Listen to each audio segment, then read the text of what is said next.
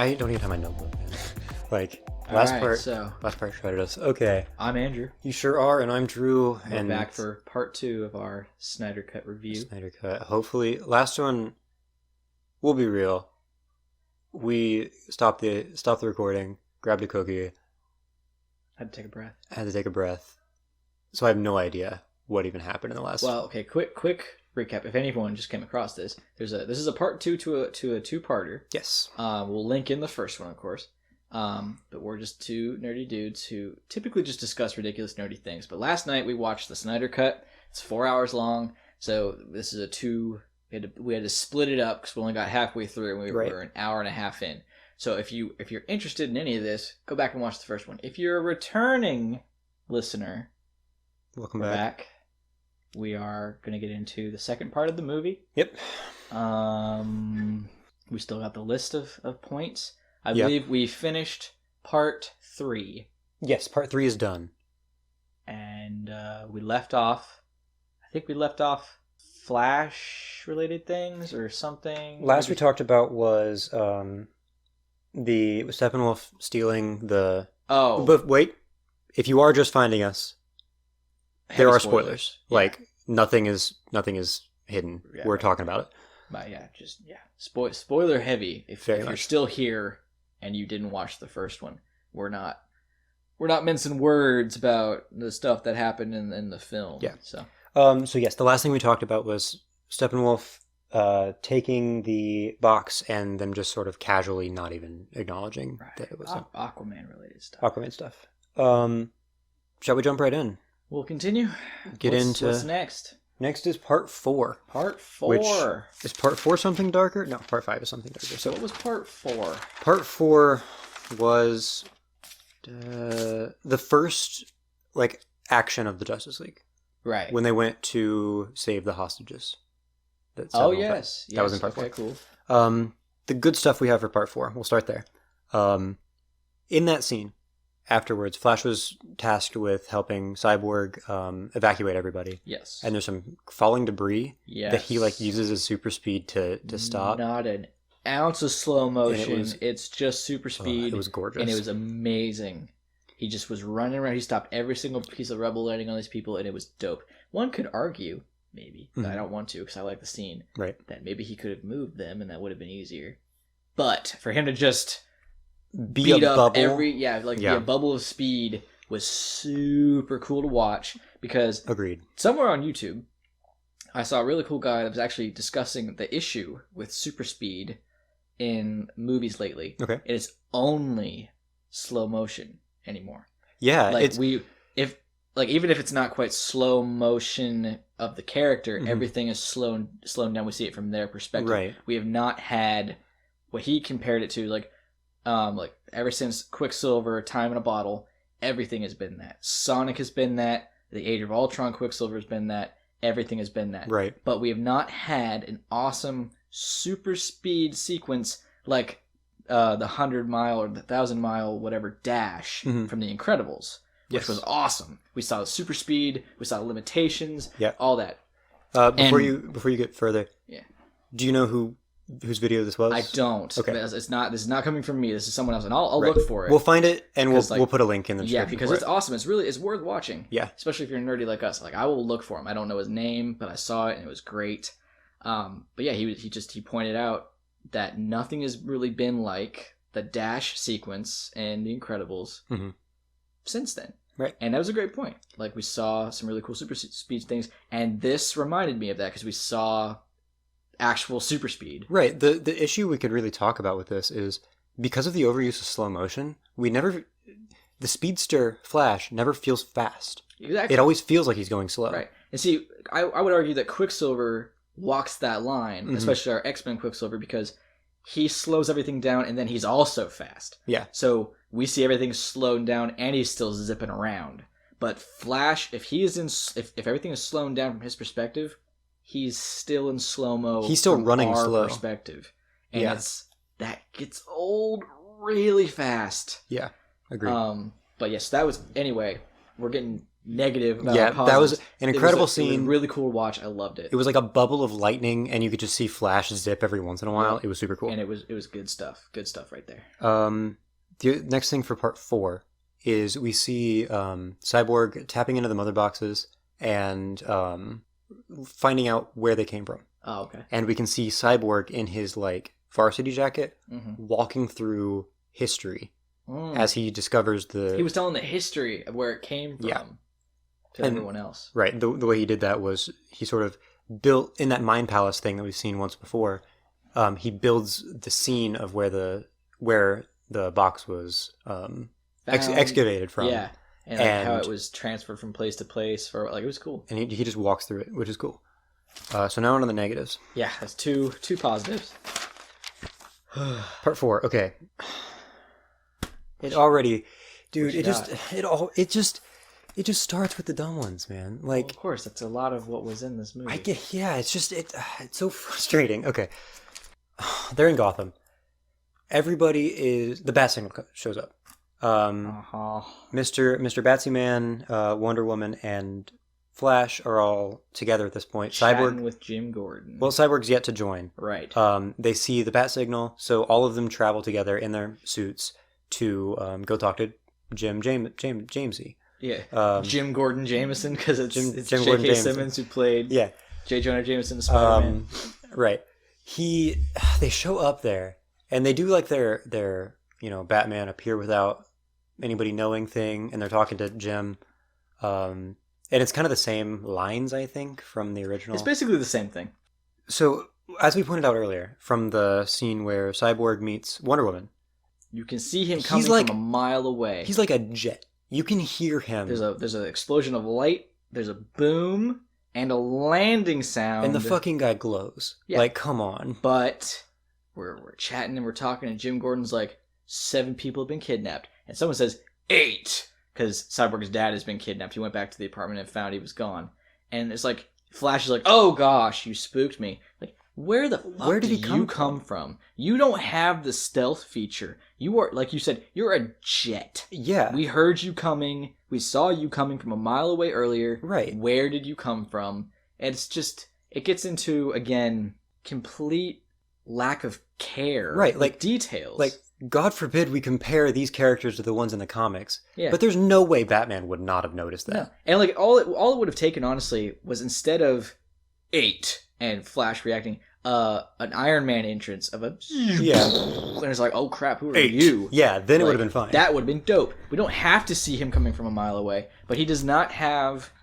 It has not been established, and it does not make any sense for him to just apparate in like Harry Potter. Agreed. And be good. And going off of this, I didn't say this last night, but I'm going to say it now. Say it Right hard. after that, They figure out where maybe the parademon nest is, where they're keeping the hostages, and they leave. And Jim Gordon turns around, and everyone has disappeared, Batman style. Mm-hmm. And Flash is funny. He's like, "Oh wow, that's rude," and he just runs away. Mm-hmm. I hate that. Yeah. Because Wonder Woman can jump away, Cyborg can fly away. So again, Cyborg is not silent in the way he does that, and that's a Batman thing. Fine, but in the Dark Knight trilogy, they make it very clear that the only reason he can do stuff like that is because he goes and he hides and waits for whoever it is to leave, and then he goes about his business. Because it does not make any sense that he can just out of nothingness. Like, that's what Ra's al Ghul said in Batman Begins. It's like, a true ninja knows that the art of invisibility or whatever is it's a task of agility and patience. Mm-hmm. And Batman's like, invisible? What do you mean? And there's a ninja hanging off the rafters of the ceiling the whole time. So every time in the Dark Knight trilogy that Jim Gordon looks away, looks back, and Batman's gone, he's not gone. He's within 20 feet, hiding somewhere, waiting for Jim to leave. It's all an illusion to maintain the legend of Batman or whatever. So what is Ben Affleck's Batman doing in this moment? His grapple gun again makes noise. Mm-hmm. So where did he go? It's just nonsensical, which is that's what we've been talking about the whole time. It's just nonsensical. Cause the only way that makes sense is if he like ducks behind a crate and pulls Diana with him. Like, come on, shh, let's go. We're gonna get him. He's not gonna know where we went. Exactly. Like, it doesn't make any sense.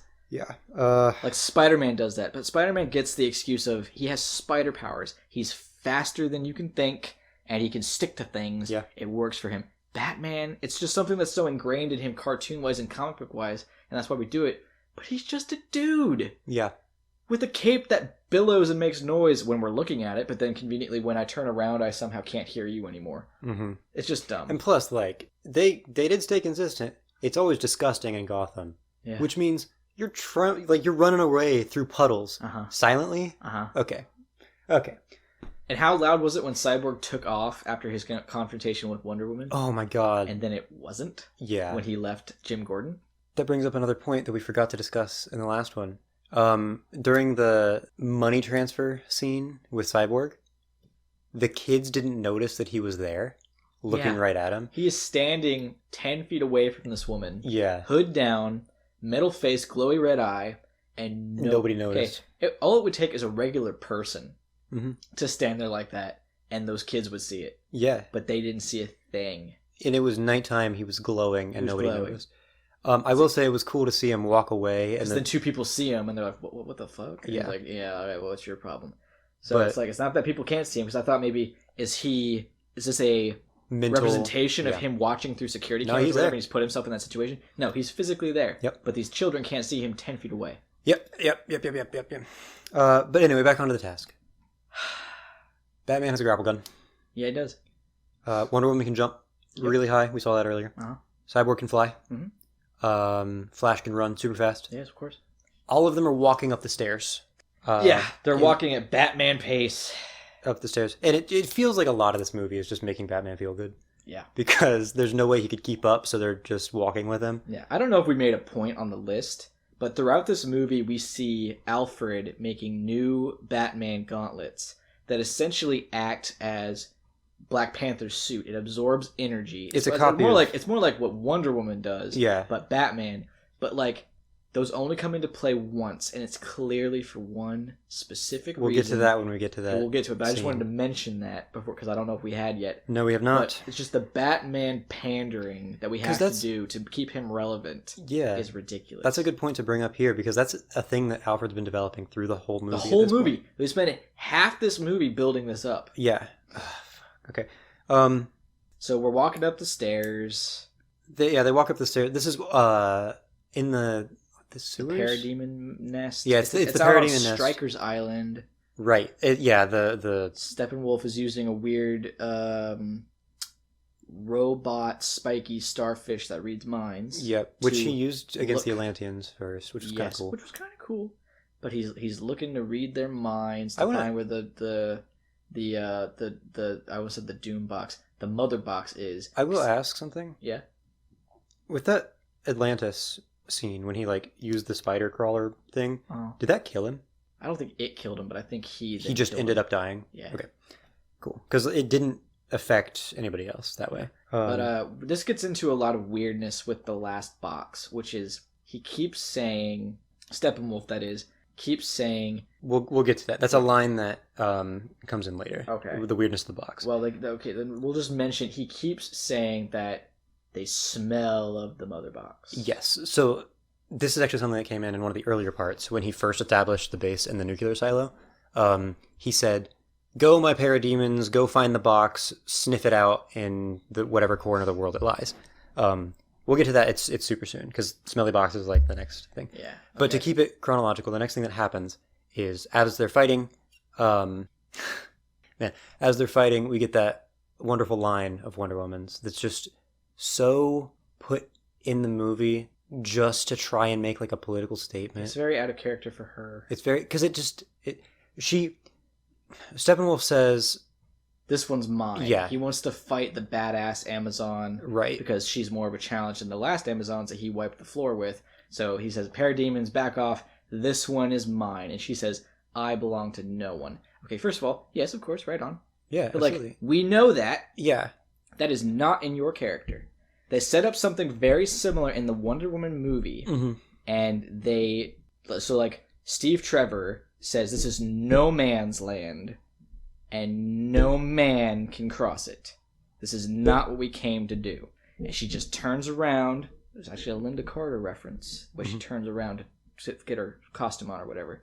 And she says, no, but it's what I'm going to do. It wasn't like, I don't hate the Lord of the Rings one where it's like, no man can kill me. It's like, well, I am no man. Like, I love that moment. Yeah. But, like, they set that up in Wonder Woman to be that moment. And they didn't do that because that's not the point. Right. It's not supposed to be when the superheroes are all superheroes. It's not that one is better than it's that they're all awesome and perfect and great. Yeah. So to backtrack to where she's like, oh, I don't belong to nobody. It's like, that's not your character. Right. And there are some versions of Wonder Woman that is absolutely her character. She's very outspoken about that. Mm-hmm. But that's not what this one has been made to be. Right. And that's the only reason he says that is so that we can have that response. Yeah, it's the true issue of just like the lack of honestly the lack of effort to write good dialogue and instead write this dialogue that's going to be used to show like, oh, we very much supported her character. We very much feel that the, women's rights and all that stuff because Wonder Woman said this. Right. Instead of actually giving more weight to Wonder Woman as a character and bringing in instead of bringing attention to, I belong to no one, making it a big deal,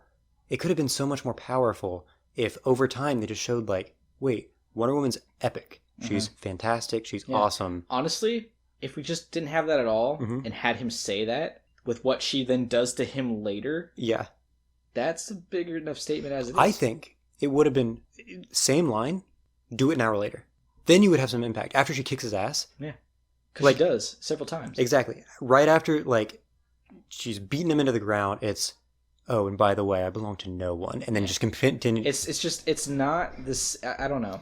I don't hate moments like that. Of course. When it fits in with kind of what the characters are. I love the moment in Captain Marvel where it's like, prove to me that you can kick my butt without your powers. And she just blasts him and says, I have nothing to prove to you. Right on. That is perfect. And what's important about that is that applies to everybody. Yes. And that's the point of this. Right. About feminism and equality is that it's everybody. But then in Wonder Woman responding to Steppenwolf in that way, it is making it an objectifying moment. That's not what he meant in the first place. It's very much the issue of there was no problem here until you made one. We weren't thinking that that's what he meant until you responded that way. Right. So like you've just defeated the purpose of like she's just like she's mine. It's like, oh yeah, well come and get it, man. Like I'm gonna kick your butt. Like I'm a god. Like right. What are you talking about? For her to be like, I belong to no one. It's like, we know. Yeah. You're Wonder Woman. We haven't thought that. That's not what he meant. No, nobody was thinking that. It's just dumb. It's clear in lots of ways that Snyder either doesn't know how or didn't care enough to handle Wonder Woman in the way that Patty Jenkins did, which was fantastic. And that's the thing that it's probably important to say here is you and I can both agree, like, the importance of representation and moments like that to push the idea of equality and stuff. That's super important. Yeah. And can be you super impactful. Absolutely. You should address it, but there's really, really cringy ways to do it. And that's the thing. When you do it in this way, it goes against what you were trying to help. Right. I feel like in the way Wonder Woman did it and wasn't calling out a lot of the sexism was it fitted the character they had made. Yep. And as gross as it is, there's a process to it because heaven forbid we have a woman-led superhero. Right. Like we had to ignore parts of it. And then Captain Marvel came along and she was outright calling things out. I was like, awesome, yes. It shouldn't have to be a baby step process, but like this is fine, this works. Like keep doing that. Like, and they didn't call it out, I feel, in any cringy ways. Like the stuff that she had to deal with, if anything, was lighter than what people deal with in the real world. Of course. But like that moment in the Snyder Cut with Steppenwolf and Wonder Woman, I don't think that makes sense. And it just doesn't. It was put in for a very specific reason, and it's hollow because there's nothing else in that movie. She's still, like, if anything, you could go back to the Amazons, and again, we said in the last video, there were shots of Wonder Woman in this movie that clearly were not considered the same way that in, like, I'm all over the place now. But they're upskirt shots of Wonder Woman that were not necessary, and you would not have had that in Patty Jenkins' movie, right? Or any other. It's a weird mix of like objectifying going to right. No, actually, we care, and it's not quite Michael Bay, of course, but it was not as well handled as Patty Jenkins. And then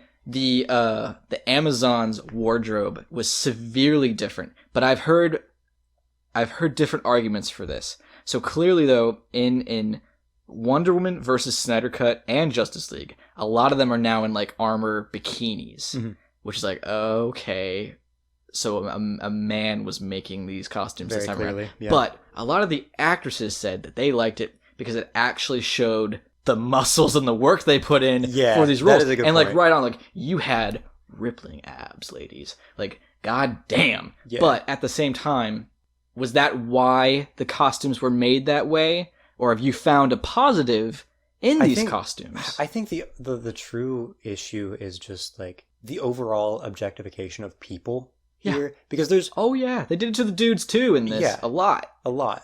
It's just, like...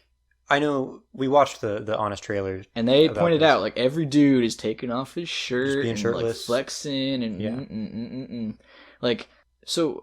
Okay, we're definitely on a tangent, but like it's an important one though. Oh, absolutely! It's just lack of care, nonsensical stuff, and it's consistent throughout the movie. It's the over Hollywoodifying things, making things sexier than they need to be, making things like. Making simple things more convoluted, making dialogue darker and more one-line oriented. Yeah. Because it's what works better. It's what worked better in the 30s, so we might as well keep it, kind of a thing. Okay, moving on. Same scene, but after the fight. Still during the fight, I suppose. The Nightcrawler. Batsy says, Alfred, take the Nightcrawler, we need it. And he says, okay, go into remote control. I'm going to bring it to you. And he does. Cyborg then sees it and decides to take control of the Nightcrawler himself. We've already established that Cyborg can launch the world's nukes in the blink of an eye. Remotely. Which means there's a remote connection. Alfred said there's a remote connection that he's using to get into the Nightcrawler. But Cyborg had to plug in manually. He broke the window to get in and then shattered all of the screens, shoving his USB fingers into the control panels. Just to move this thing, which just that's ignoring powers you've already set up. Not even set up. It's like you explicitly mentioned a minute ago. Yeah. Like the scene. If he had turned around and looked down and like waved his hand to control it, that would have been cool. Yeah, that would have been way cooler. And the other thing is the trailer for this movie before all the reboot or the reshoots and stuff. It had Cyborg sitting in there. And he's like, "I'll take it from here, Alfred," and we get like him upside down. Like he's sitting in the Nightcrawler upside down. In the movie, we get that same shot, but the windshield is shattered. We can't even see what's going on. It's a horrible shot. Yeah, agreed. And then Aquaman comes in as the water. Yeah, that's the next thing. Isn't it great when the water guy shows up as soon as water's involved? Aquaman had no motivation really to come join the team yet. It was just that the box was destroyed, and somehow he not only knew when to show up So just to explain the scene, Cyborg shot a missile at Steppenwolf, who caught it, turned it into the side of the wall, which blew up the side of the wall, letting water rush in. They had to escape quickly. At this point, Aquaman was just casually swimming by, goes into this flood. He floats in the current of the rushing in water for a second and stares at them. It's like, okay, there's water rushing in. Yeah. You could do something. You could help, right. And then he flips out and he stops it and like, whatever, cool, blah, blah. But like, it's like, it feels like as if in Avengers Infinity War, when Thanos creates he shatters the moon and throws a bunch of asteroids at the Avengers. Right at that moment, Asteroid Stopping Man showed up. Yeah, right. Well, that was dope. Isn't that cool? We got Asteroid Stopping Man right when the asteroid showed up. Oh my gosh. Yeah, that's what it felt like. And for the rest of the movie, we fight on land. Uh-huh. Aquaman doesn't get to do another water-based thing at all. So the fact that he just shows up as soon as we need a water dude, right? That's very convenient. Agreed. And just Dumb. That's another thing that we need to talk about for parts 5, 6. One of the parts. Part 6. The fact that Aquaman has a surprising amount of powers outside of water that he definitely should not have. I'm down with him being so strong. Agreed. And super jumpy. Agreed. But unless it's something I'm unaware of, and they did not do it in Aquaman, which I realized was, again, supposed to come out after this, technically, he's hitting stuff with the trident, and it's like sending out energy bursts. Yeah. I'm not aware. I will admit I could be totally wrong about Absolutely. that. But it's just... Yeah. It just feels like it comes out of nowhere. My thing is, we eventually see, it's kind of a funny point that we'll get into later too, but everyone's running around everywhere, and Batman's obviously the last one to get there since he has no like superpowers. Right. But Aquaman can keep up with Wonder Woman and Flash through open air, which... Oh, yeah. Well, that, I'm almost okay with that because I feel like it's under talked about how strong Aquaman actually would be because of the pressure of the water and whatnot.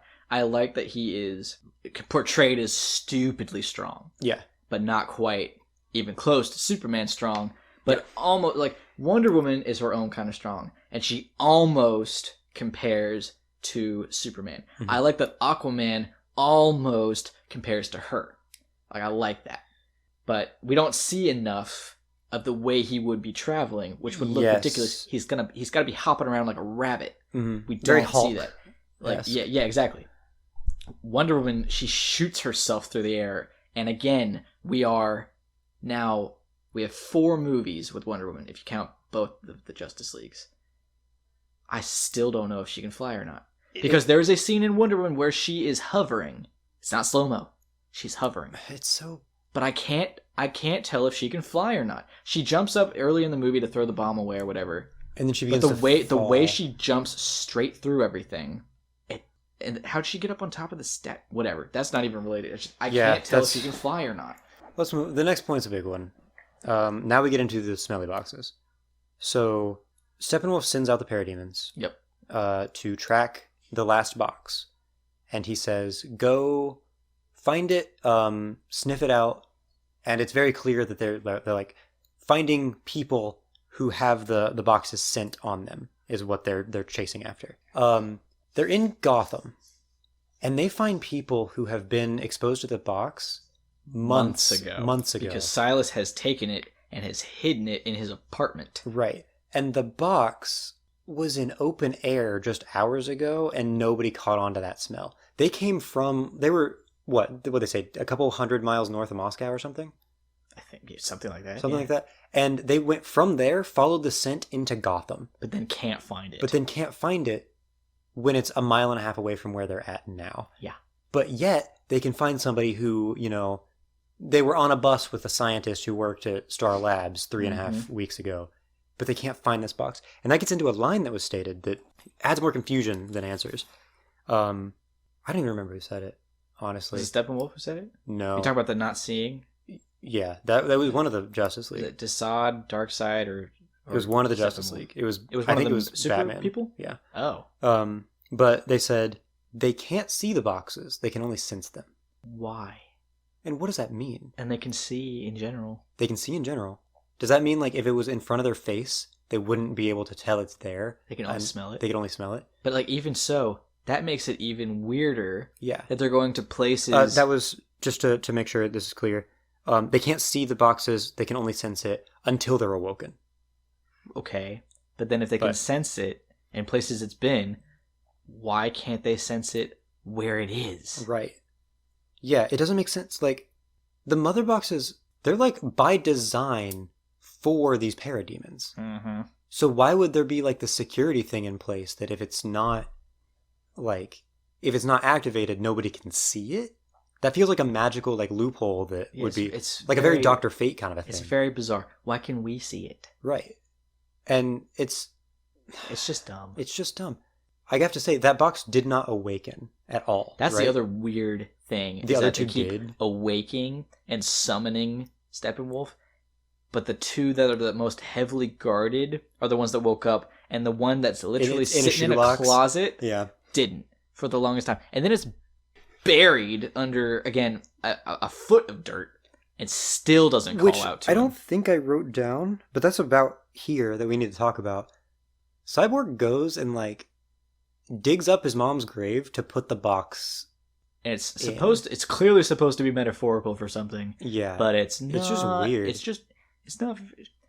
It's dumb. And then he goes back like a half an hour later and To digs go it get back it. up. But again, it's not even like he holds on to it for a while. Yeah. And you can almost make the argument that, oh, the box wasn't going to call out to Steppenwolf because it was in the hands of a hero. The Amazons surrounded theirs, and Right. the other one was deep underwater. Those two didn't care. So Agreed. if this box wasn't calling out, it's because this one's a little bitch. But this little box was under a foot of dirt in a cemetery around nobody and still didn't call out. I do have another good thing we have to get to that I did not write down. Yes. But that's for part 6. Okay. Yeah, so there's the confusion with the boxes. Another thing that Alfred has worked on for the entire movie was the flying fox. Flying Fox. Big old new jet bus. Yeah. That Wayne Enterprises best aerospace engineers couldn't fix. Nobody could get this thing to fly. So Bruce Wayne and Alfred have to work on it the whole movie. The whole movie. And then Cyborg walks into the garage. he walks into the garage and he says, "Oh yeah, I talked to computers," and it says the only reason it can't fly is a software issue. The first thing I thought of was exactly from like Star Wars 5, and C-3PO's like, "Sir, I don't know where your ship learned to communicate, but it has the most peculiar dialect." Like, what do you mean you can talk to... It's not said that has an AI or any kind of on-ship computer system. It's like, you could look at it and be like, oh, I can see what the problem is. But no, you can talk to it. You can talk to computers now. They talk to you. And Then why don't you have like Charles Xavier like moments where like you hold your head because like you're surrounded by computers. Oh, it hurts so much. No, you walk in, look at the jet, and you're like, I can talk to it. the thing that really confused me there is he walks in and says, "Oh yeah, just a software issue," which is very clearly something we've established he could fix in a heartbeat. And then he does. And then, later. Yeah, he does later. But we still get like 2 more scenes of Alfred desperately trying to fix it. Yeah, himself. everyone's trying to fix it. We even get like a plot point of, I'm not sure this thing's gonna fly in time, kind of a thing. That just, it ends with like, oh, I could have just fixed it. Which is just, it's so not paying attention. It's just again, it gave us something that Batman had to be doing. Batman had to have something to do. Yeah, because there was nothing else for him to It really do. wasn't. Now we get on to a single event that... Is this the... Not quite, almost.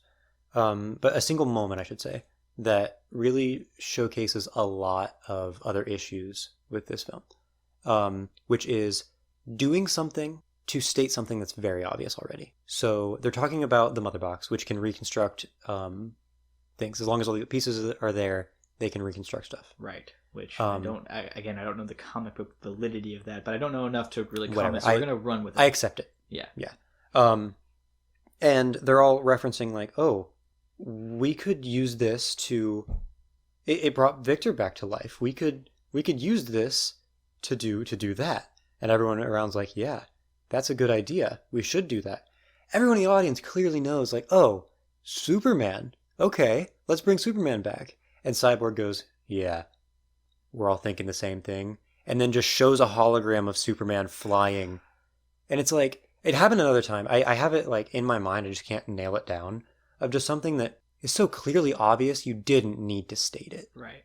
And I can't remember. He plays what it for a while, that hologram of Superman. And on top of that, the method in which they bring him back, while comic booky, technically, it's also grossly Frankenstein-esque. That's still in the next part. That's still the next part? Yeah, we're in part 4. That's in part 5. We'll get to that. It's weird that they all reach that conclusion, though. Yeah. The Manhunter scene at the end was another one that it was so incredibly obvious they didn't need to say anything, and yet they did. Yeah. We'll get to that too, because that's epilogue stuff. You know I got stuff to say about that. But yeah, the Superman hologram. Then we get into Lois and Martian Manhunter. We get into a very, very touching scene of... Between what we think is Martha Kent and Lois Lane. Right. She's there to console Lois because she's a mess. Mm-hmm. And we find out that, Martha lost the farm. Yep. She's moved into a little place, and she's not here for help. She's here to help, if anything. Right. She went down to the Daily Planet, and Perry said that Lois hasn't been into work, and like, look, we need you too, Lois. You gotta get back out there. You gotta be okay. It'll be all right. I'm here for you. And then Martha leaves, and then her eyes glow red, and she turns into Martian Manhunter. And that is so Gross. dumb. Gross, dumb, weird, and not necessary. Because, okay, first of all, Zack Snyder had put on Twitter like a year ago storyboard concept art confirming that I don't know his real name, the general guy, all the way back from Man of Steel, was Martian Manhunter. Was Manhunter the whole time.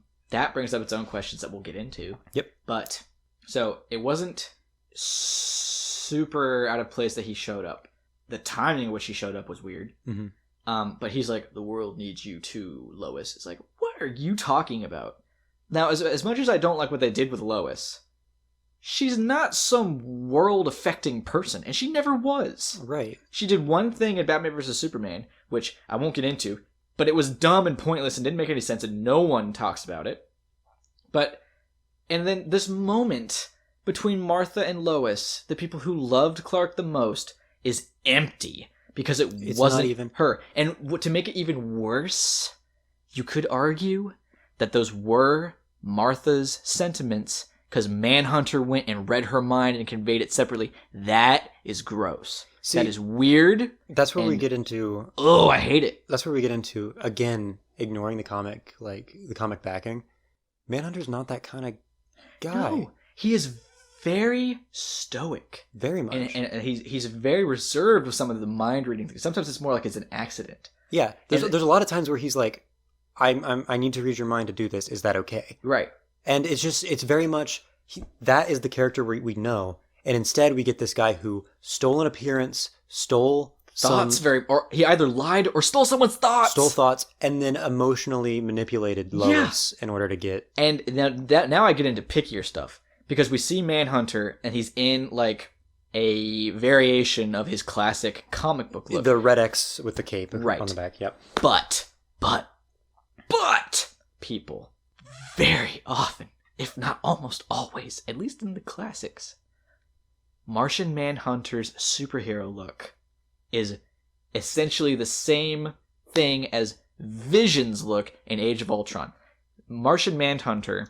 He actually said in one of the animated movies, I'm not comfortable going out with the way I do look because it actually scared a woman to death. So I need to change my appearance. There's all these superheroes. I'll make a superhero look. And he creates a cape. So the way that Vision has a cape and gauntlets because he likes Thor's look in Age of Ultron, that's basically what Martian Manhunter does, but with Superman. Yeah. He creates a look. The fact that he already has this look, and he's been here before Superman... That is nonsensical. Now, it's dumb. It's a good point to mention. This is the only time we see Manhunter outside of the epilogue. Right. It's very well documented, like you said, he's been here the whole time. What does it take for you to interact? How many apocalypses have there been? You sat through the invasion of the Kryptonians. You sat through the Doomsday event.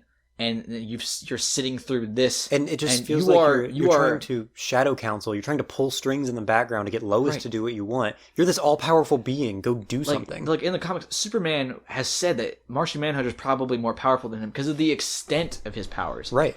And if someone out there who's a Snyder fan who's actually made it this far in is like, well, he doesn't want to expose himself. Because Superman didn't want to expose himself back in the day. This motherfucker's a shapeshifter. Right. He can look like anything he wants. And while I wouldn't have loved it, I said this last night, it would have been compelling for him to be like, oh shit, Superman's dead. I could take his place now and fill that role because I could look like him. Yep. And his powers are similar enough. He has the strength. He has the flying. He doesn't have the laser eyes, right? No, he doesn't. His eyes just glow for fun. Yeah. But like, for him to just... It makes no sense. First of all, it makes no sense that he's been there the whole time in general. That's not very... Like, the mishmash of where each character is in their own journeys in this world is annoying as it is. Right. But for him to just be there... And adding on to that, with the shape-shifting and all that stuff, it feels so weird, because it feels weird, especially if we were to do this outside of the, like, comic. This is very not DC, very not ever written in the comics. I'm sure it happened at some point, but... Why didn't Manhunter just, if he wants to stay hidden, make a superhero alter ego who can fly, has super strength, can turn invisible, exactly. and read minds. That's basically what Martian Manhunter is. Martian Manhunter does not look like the Martian. Yeah. Like he's got like a pointy head. He's got like scales and stuff. But it's make that but a human. Right. Say you were just part of a psychic experiment. And this brings up the question that, again, no one's going to care about. Mm-hmm. But this guy that you're parading around as, is that a complete fabrication and you've worked your way up through that by manipulating people? Or did you kill somebody? Or somebody died and you just took his place? Did you watch the CW Supergirl? No, but I know he comes into it. He's there. The story there is he's there the whole time, kind of like this. I have no idea if the characters are the same or connected. I don't really remember. But basically, when Manhunter came to Earth, that was the leader of the squad that came to retrieve him. They were all into the aliens and stuff. It was the Xeno Force or whatever. A white Martian came down and killed them all. Oh, those turds. So he took that vision that visage of that guy and assumed his life after reading his mind. Oh, okay. In a deal of like, you have to stop the white Martians. The only way you can do it is using my organization. So I'm not going to survive. Take my skin, take my thoughts, and move on from there. Okay, I can accept that. That's cool. But it's not explained here. I don't know if that's what happened. Well, even if that did happen, that does not explain why you've just decided to do nothing with all of your other abilities forever. Also, I remember his introduction in the CW show, and I'm going to bring that back up, because what does he say? What does he say when he introduces himself in the CW show? It's exactly what I said. We'll get into it. We'll get into it. It's not what I said. Next is another huge talking point. It's a full conversation between Steppenwolf, Darkseid, and the other one, Desaad. Desaad, thank you. Steppenwolf believes that he found the AntiLife Equation, which there's prophecy and legend that's located somewhere on the Defiant World. And they don't know which world is the Defiant World. They spent 5,000 years tracking this thing down, not understanding which world is the Defiant one. Of this entire this multiverse of worlds that they've claimed, they're trying to figure, which world could be the Defiant one? Is it one we haven't attacked yet, or the one that defied us? The one that we lost to. And it's so bizarre to think, like, this prophecy of the Defiant World. Darkseid's supposed to be, like, brilliant, right? He's supposed to be. Like, he's supposed to be this plotting big bad of DC. Yeah. And instead, it's just Defiant World, the world that defied us. No, there's no way. It's not that one. Couldn't be that one. Which, there's another issue that I'll get into. It's another Part 6 issue. It's just... Anyway, yes. The Defiant World track was... dumb. It's just dumb. It's not thought out. Because, sure, if you write that prophecy, the Defiant World is the one where the AntiLife Equation is. There's not really a lot in the movie about the AntiLife Equation outside of mentioning it and knowing that it's Darkseid's main ultimate goal. If Thanos is the Infinity Gauntlet, Darkseid is the AntiLife Equation. Yeah. So we don't know, like you said, you have more comic knowledge. In some people, it's in somebody's head. Sometimes it's written down somewhere. Other times, it's not on Earth at all. Right. Like whoever his name is in the Mobius chair. Yeah. He takes Luthor to the edge of the universe or something. And there's a great big wall of knowledge or something he has to go into and find it. So for it to be written on the planet, I don't know the validity of that. But again, I'll give it a pass because I don't know. I can't comment on it. Right. But what's also strange about that, I didn't see a great visual difference between Steppenwolf having his vision of the AntiLife Equation written into the planet and the weird terraforming effect that Darkseid had on the planet when he tried to invade the first time. Yeah. Yeah. Like the glowy Earth effect. It's been done, and it's... What was the difference between those two things? It was in the same location too, right? Yeah, it looked like it was the same place. I don't know. So I don't know. I feel like they included that because that's an easy comic book thing that Darkseid's after the AntiLife Equation. We're gonna put that in somewhere. Sure. Especially since this was originally to set up multiple movies. I think that we covered it all. We jumped around because of the way that I wrote these notes down in chronological order, but we went from like the smelly boxes to they can't see it, they can only sense it. That has like 3 or 4 talking points in between it. So it's just a mess of organization. I think that's it for part 4. Okay. Were there any positives for part 4? We did the positives. The okay. positives part were... Part 5. Tell them, Drew, what the positives part 5 were. For part 4, just to refresh, the positives were Flash's falling debris scene and Cyborg walking through history. For part 5, the positives, we'll start there, of course. Okay, so now let's get into the negatives of part 5. Yeah. There was no glitch. There were no positives for part 5. Part 5 negative, the first thing we have to talk about, we ignored it, I wrote it down, Flash hitting on Wonder Woman, or Flash referencing to Aquaman. Damn, she's fine. You think there'd ever be a chance for her and me? And again, that silence is staying in, by the way. That is we have seen Flash do something like that, but it has not been Barry Allen's Flash. That is a Wally West Flash thing. It's not. Flash is creepy. Yeah. In this, Flash is creepy. They cannot decide as well if he's going to be a kid or if he is an adult. Right. Because the way he acts very often is a child presence. To then do that, it's like it's a 12-year-old trying to hit on an 18-year-old. It's like, no one gives a shit. But like, it's just dumb. And this is a conversation he has with Cyborg while digging up Superman's grave. That's right. And the two super strong ones are the ones not doing it. And he's like, we could do this in like a nanosecond, right? It's like, okay, then why don't you? Because there's an invasion coming, and you two, the one who seems to have trouble walking half the time for some reason, Cyborg. Right. And you with no super strength, really, in general, you two are the ones digging up the grave? Right. Didn't they say something about they didn't want to do it out of respect or something like that? I don't know. What do you mean out of respect? You're digging up a grave. You're a robot person, and you're respect. Like, there's an apocalypse. You are grave robbing somebody. What do you mean respect? That's the thing that just boggles me about this. There's so much throughout the entire movie. There's so much time devoted to we have to do this the right way. Right. As if they have time to do that. There's no book on this. And then respect. We both laughed at the same moment where they put his coffin into that van. They just chuck it in there and it's like a bam. And in there, inertia-wise, his whole body just slams up against the side of the coffin. Right, he's going to be like crooked. Respect. What do you mean respect? He's the most powerful person on the planet. Use your powers to dig him up. Agreed.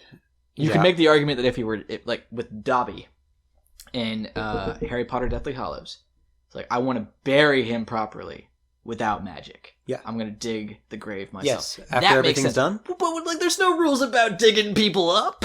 There's no rules about digging up people. It's never the proper way to grave rob. You just stick your shovel and dig as fast as you can. You got super speed. We're on the clock. I mean, and this brings up something we said several times. They've done this at night. They do the other thing at night. They did something at night the day before. Like, when do you fuckers sleep? Right. You must sleep during the day because all of just very Zack Snyder-y. Everything is at night. I'm thinking more about this grave robbing thing. Dude, Cyborg can talk to fucking like voice recorders from the 80s or whatever, and they somehow have access to this van and army truck for some reason. Batman. Absolutely, sure. You just get a bulldozer and have this done in a scoop. Yeah. And not. And why did it take all 4 of you? We're on the clock, people. Seriously. And 4 of our 5 superheroes went out to Kansas to dig up a body. They still have the mother box at this point. Okay. I was thinking this was after the other one got stolen. He only has 2. He still has 2 of the most powerful things on Earth right now. You gotta have a little hustle in your step here. And like Boy Scout rules, but buddy system. You left the powerless guy in Gotham by himself. Yes. Like, not even one of you superhumans stayed behind. He's got a spaceship to work on that Cyborg could have fixed. Right. Like, fuck. God, why did all of you need to go to Kansas to dig up this guy? I don't care. Like, the reshoots in Justice League, it was only Cyborg and Flash. Yeah. And that made sense. It's like they were sending the young ones, the lackeys, to go do the gross work. Okay, fair enough, cool. That almost makes more sense. Why did Aquaman and Wonder Woman have to go? Yeah, and to that point, it seems like Metropolis and Kansas are like 20 minutes away. That's not right, because Metropolis is supposed to be the replacement of New York City, Right. Because Gotham is supposed to be like whatever the adjacent city is. Yeah. They are out there on the East Coast. That's a trip. Yeah. That is a trip. Yeah, and it seems that like they had to take twice. They go back and forth to Kansas and Gotham or Metropolis multiple times throughout the movie. Different characters, of course, at different plot points, but it's just so messy that it's like no one is acknowledging that's a drop. That's a day. Even if you're commuting, like flying and whatnot, because Batman's got his resources fine. That's still, there's a lot of multiple hours of nothingness in this journey. That's got to be when they're sleeping. It has to be, because like they still got to sleep. Can you imagine? Like, that'd be a fun thing to see. Like, outside of the movie is Aquaman driving with Wonder Woman and Flash and Cyborg asleep in the back, and then it's like, well, the rest stop up ahead. You want to switch drivers? Who wants next shift? Yeah, that'd be a fun thing to kind of see. Well, they reference stuff like that in the Marvel movies. Mm-hmm. Like when they're flying after the Hulkbuster fight. Yep. Hawk is like, we still got a couple hours. You can catch some sleep if you want. Mm-hmm. Wolverine passes out on the plane in X-Men Days of Future Past. Like, they acknowledge this stuff. It's not great because, of course, in all the superhero movies, it's very rarely referenced that you guys need to be sleeping, and no one ever needs to go to the bathroom. Yeah. It's very interesting. But, like, this movie was bad about it because nothing is ever done during the day, which is just weird. Yeah. Nothing. Yeah. Next point. Yes. Still in part 5. This is. We'll start with this. It's a little bit out of order. It's just the next point down. It's less important, so I wanted to get it out first. Right. Lois goes to the Superman memorial every day, brings coffee to the cop every day. Only person who does that, and nobody questions why. In every other version, she is known to be kind of the point person with Superman. But we clearly saw in Batman vs. Superman, he avoided all interaction with the news, with the papers. As much as he could. Nobody has... Like, it's in the classic Superman movie, it is made fun of all the time that he basically did an interview and told the world what his weaknesses were. Yeah. But but now we know Superman interacts with the press. Yep. We have a point person. Yep. We know who, like, an ambassador to Superman. And yeah, very much so. And they say that in Superman Returns, which is a little weird, but like when Superman is believed to be dead in the hospital, it's like people are surrounding blocks of this building to like pay respects or be there. And so Lois and her not husband is like yeah, you want to go in and see him? He's like, I don't know if they're going to let me in. She's like, you're Lois Lane. Right. They're going to let you in. You're the one. We all, like, everyone knows that you were the person who knows Superman. That was never established in this universe. Right. So, yeah, the cops never like, Lois Lane, what are you doing here? Why are you here? It just became accepted that she starts buying coffee for that cop that's on duty every day. Right. And why do you have to, like, you're not working. Yeah. So why are Coffee's expensive. Why do you have to get up at 6 a.m? To do this every single day? Yeah, it's very much she walks there as if she's going to work and then walks back home and grieves for the rest of the day? Yeah. And why are there cops guarding this destroyed memorial? Why is this memorial still destroyed months later? After Superman has been killed, you'd think that'd be the time for a memorial to be... You'd think they'd rebuild it. Built. That's a memorial to the last time he destroyed the city. Yeah. But the next point is starting Superman's resurrection. So we have Aquaman in the goo. Of course, Water Guy has to do water things. Yeah, he's got to be in the goo. The interesting thing that I kind of thought was they were trying to be very respectful and stuff with the grave robbing as much as they could. And then they like just dump his body and the picture of his dad sinks in the goo too, which was... No one thought to maybe grab that. Yeah, it was on his chest. Nobody thinks that would be important. But they get Aquaman in the goo, and then it's talked about, like, there's a bunch of speed of light issues that I'm not going to discuss because it's just... Cyborg is having issues because the ship is afraid of the mother box, and Aquaman's having all these second thoughts. It's like, we shouldn't do this. We had to stop. It's like, it is well beyond that now, sir. Yeah, what, you want to go put this gooey body back in the coffin and take it out to Kansas again? What, you didn't have second thoughts when you were digging up a dead dude, flying him across the country, maybe breaking into the alien ship, like... You didn't have any issues now. Maybe if Aquaman was holding the shovel, there'd be a little bit more issue there. But now you've got a problem with trying to Frankenstein Superman. Yeah. And this comes into a point I either tried to make earlier or in the last video. This undermines something Snyder already set up, which was the method in which they bring him back to life But at the end of Batman vs Superman, Lois puts the first handful of dirt onto his coffin, and the dirt floats. Right. Supes was gonna come back somehow on his own. Yeah. And now we have, but like, now he doesn't. Now he needs a jump start. He needs a jump start From cosmic powers. And then they wake him up, and of course, for some reason, his shirt is ripped off, but his pants aren't. His pants are fine, not even tattered. His shoes are ripped off as well, but his pants aren't. It would have been cool. I would have perfectly accepted it if his pants were tattered or ripped at all. But they're not. Nope. He just got to be hot. His hair is still completely gelled. Of course it is. Even though he was floating in goo. Yep. He's not even wet. Nope. His hair is all combed over. And like he exploded out of that tank. Yeah. And his hair is just fine. His hair is fine. No one cares about that. That's again, a little thing. Details. Yeah.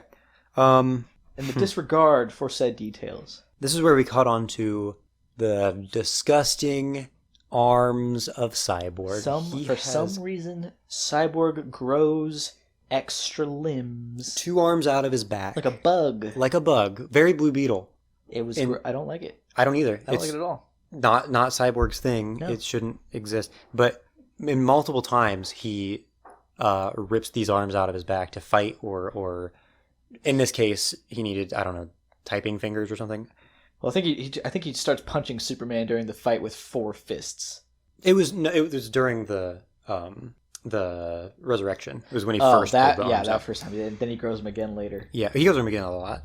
And then I have Lois again because this is the only this is when it sounds disgusting, but for lack of better terms, this is when it's decided she's useful. Yeah. And to keep Superman from killing Batman, which brings in the gauntlets that Alfred has spent half a movie making. Turns out the only reason those stupid things exist is to prevent Superman from killing Batman. They absorb the eye lasers. They absorb the eye lasers because Superman full on tries to kill him, and I respect that he actually tried to kill him because he's in monster mode. But like he's looking right at him, shooting lasers, and Batman just holds his arm up. It's like, okay, you can see that. Look down. Exactly. Look up. Look down. Look up. Use your go faster. Mm-hmm. Smack him. Like it brings in. It's a cool shot. It's cooler, in my opinion, in the 2017 version when they fight him because they used a movie score and not weird rock and roll music. Yeah. But like when Flash starts running again in slow mo, Superman then looks at him, and it's a cool moment. It's really cool because that's the first time you're like, oh shit, he's just as fast, a little slower, but he starts moving around at super speed. He's in murder mode. Why don't you do that the whole time? Exactly. Why don't you take out all these guys at super speed? He swings and obliterates part of that memorial because he's trying to hit Barry. And he's not quite fast enough. But, like, you clearly are trying to kill this guy. And Barry hasn't even done anything to him. Barry can't lay a finger on him. He was just and running he's trying around. to murder him. Why didn't you do that to the other ones who have actually hit you? Yeah. Like, God, make up your mind. Yeah, it's very much like... It's all Flash. I mean, not the character. It's all flashiness. It's the Superman problem of you have this powerful character who you have to write that he uses his powers. Right. Otherwise, it's just an issue. We've never seen him go that fast before either. Right. Which I took issue with the first time, which was like, okay, this is awesome. I love seeing this, but like, did he know he could do this? Yeah, is this a new thing? Is this the first time he's done this?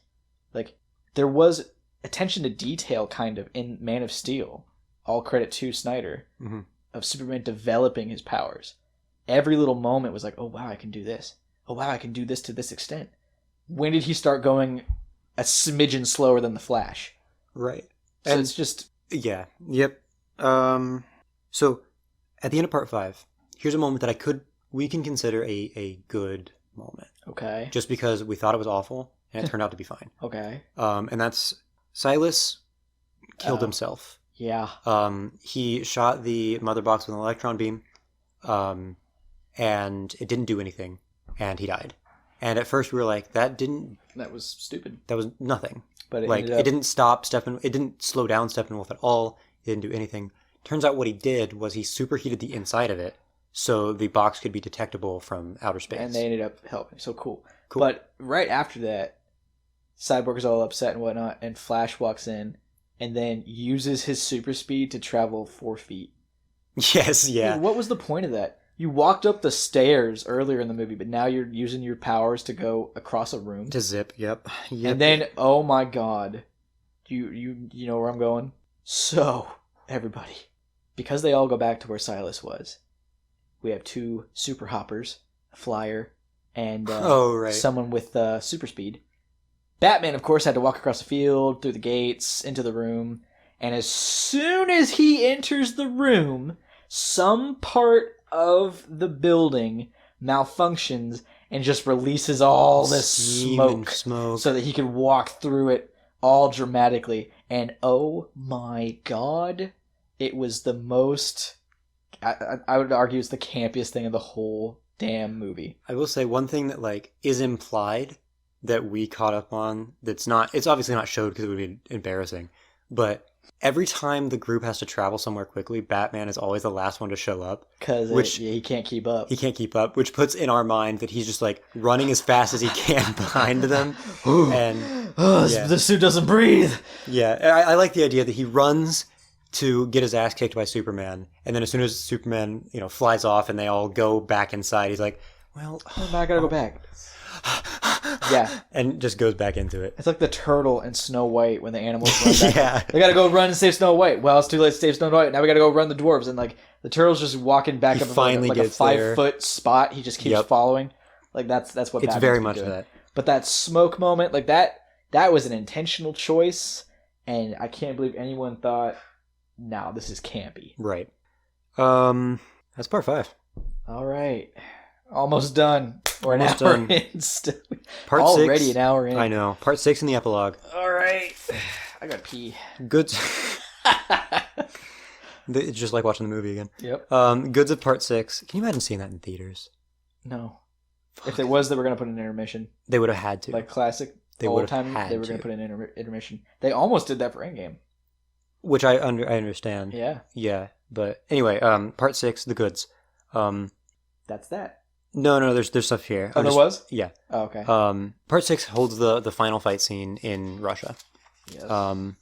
2 things that happen here that are absolutely astonishing and incredible. Superman's entrance to the fight. Yes. He, Steppenwolf is about to strike Cyborg in the back as with his axe as he's trying to separate the mother boxes. Superman shows up, takes the hit, doesn't budge, and says like, I don't think so. Not impressed. Not impressed. That's what it was. Gently breathes on the axe using his ice breath, which and we have not seen before, which I love. Shatters the axe. And then kicks him. And every hit has like a shock wave. Kicks him, jumps on top of him, hits him again, laser eyes, cuts off Steppenwolf's horn. It bleeds. It bleeds. It's gross. It was amazing. Yeah. To that, another epic thing that I didn't write down here was once they kill Steppenwolf, Superman punches him through the Darkseid portal, which is what I wanted to talk about. This is an actual classic boom tube. Yeah. Portal. This boom tube that we have of Darkseid, Desaad, and Granny Goodness, who's just another Apocalypse character. Yep. They're watching this last little moment of the Justice League kicking Steppenwolf's Which ass. was another point I wanted to raise. Why didn't Darkseid step through? He knows the AntiLife Equation's there. Yeah. Just go get it. Why can't you kill all of them right now? Right. Omega Beam. Bam. Done. Seriously. But anyway. Just watches, but they're watching through a classic boom tube portal. Yeah. And Batman didn't do anything. Superman punches Steppenwolf through, and as he's flying through, Wonder Woman jumps up, slices his head off. Both the head and the body roll through the portal. Oh, yeah. And then we see Darkseid step on Steppenwolf's head and crush it off the other horn. It was disgusting and incredible. I loved it. Oh, yeah.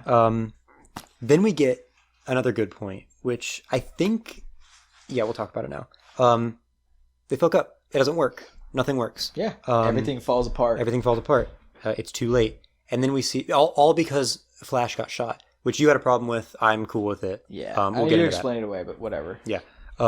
Basically, Flash had to run faster than he ever has before to give enough energy. Well, my issue with that was he's running in a circle around the city. Yep. And he's running so fast, he's basically there all the time. Yep. So you said you shoot in and he'd be there. But my issue was all this time of him running super fast, he's been thinking super fast too. Mm-hmm. Which to me means like this is the first time he's actively talking to Cyborg at regular speed Right. while doing this. So why is this the one time now where you're thinking in normal speed? If you were running that fast and you're thinking in super speed like you have been, you'd see that coming 1,000 times by the time it got to you. Yeah. And you just step away from it. Right. Easy. Or you duck or move. The fact that they hit him at all, I find to be ridiculous. Yeah, there's some... If Quicksilver can avoid bullets and explosions, and Flash is absolutely a step up from that, lasers shouldn't do a thing. Right. But he's running around and he... what even happens? He gets shot. He has to heal. He has to heal, which makes... The reason he's running around is he needs to get energy to jumpstart the separation of the mother boxes. He's got to push Cyborg into it. Yeah. And because he couldn't do that, the mother boxes finish their unity and the world ends. Vaporizing everybody, including Superman. I don't know how I feel about that, but we'll get to it because the scene was cool. But as the like apocalyptic wave is coming, Barry puts his hand up. Yep. He starts moving. He starts doing that thing that Quicksilver does, which is like he's now thinking so fast that things are frozen. Yeah. And he's like moving through time almost without running. We mentioned it, but we didn't talk about it. I don't know if you phased through the wall or not.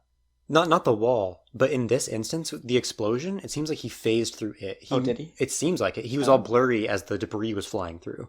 Maybe. Well, see, we've seen Flash characters vibrate so much that they move through time or other dimensions, so maybe that's what he did. Maybe. But it was during the explosion, and then he stopped to run. But basically what he did is he ran faster than even he did before, reversing time.